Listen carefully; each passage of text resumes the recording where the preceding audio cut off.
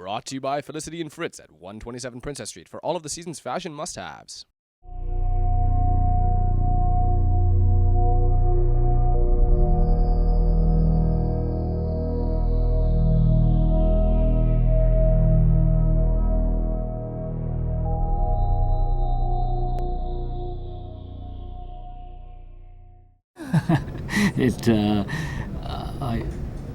I learned pretty early on in my commerce studies that I wasn't going to be fulfilled just in that program in terms of my interests, both in writing and in asking questions, which is what I learned journalism was really about. So I decided to walk into the student newspaper and see if they would let me take on some stories and write. And the more I did, the more I enjoyed it. And after a few years, I was lucky enough to become editor of the journal, and that was fantastic. I loved every minute of it, and realized this is my passion. This is what I want to do with my life.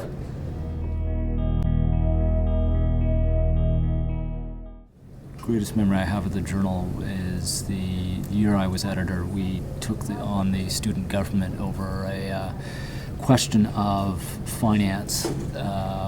We had heard that the AMS had bought memberships in the Provincial Conservative Party because there was a leadership convention underway or coming up to replace Bill Davis, and it was premier and leader of the Conservative Party, and the AMS figured it should have some influence, should have a voice in determining who the delegates for the local Conservative Association should be, because provincial policy affects the campus and student life in many obvious ways. There had been no public discussion of this, and a number of us around the journal found this very strange, that a student government would be taking student money to buy memberships in a political party and trying to influence the party process. Didn't seem right.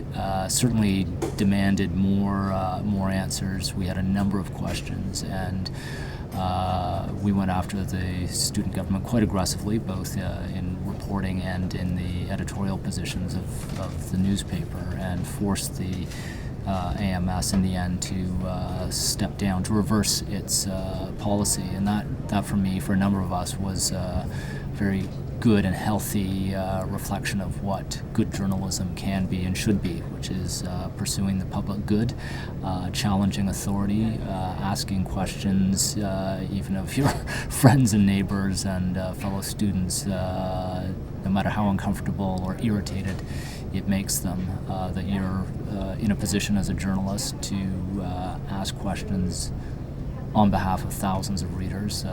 That's our responsibility, and we have to stand up to authority anywhere in the world in doing that. So for me, that was a very early and healthy indication of what journalism can be. Yeah, we're doing all sorts of things, but there's two very critical things that we should never forget about. One is ensuring that we're innovating on every platform and device that we can to reach readers wherever they're reading. And then secondly, never forget about our core value of journalism, that no matter what devices come along, no matter what technology allows us to do, the fundamentals of journalism have not and will not change, of asking questions, probing, seeking answers, challenging authority, telling great stories in words and images, engaging readers. That's what journalism always has been, and I think always will be. So at the Globe, we need to ensure we're innovating every way we can, and not forgetting for a moment why we're here in the first place, which is journalism.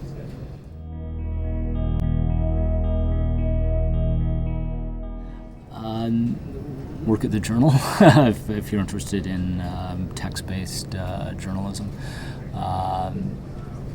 Freelance if you can. Learn to ask tough questions. Seek mentors. It's hard when you're at Queen's and there isn't a professional journalism program to know how good you are, what you need to do. There's no staff advisors really like there are on some campuses. So whether it's other students advising you, professionals who you might come in contact with through friends or family, get as much feedback as you can. Make sure you're developing a good portfolio of stories, credible stories, and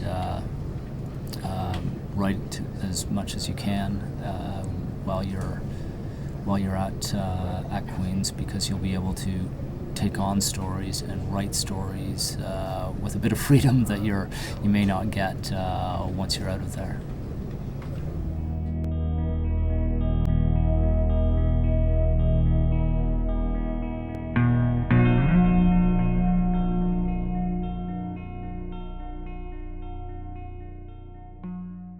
Brought to you by Felicity and Fritz, showing their love with 10% off for students year-round.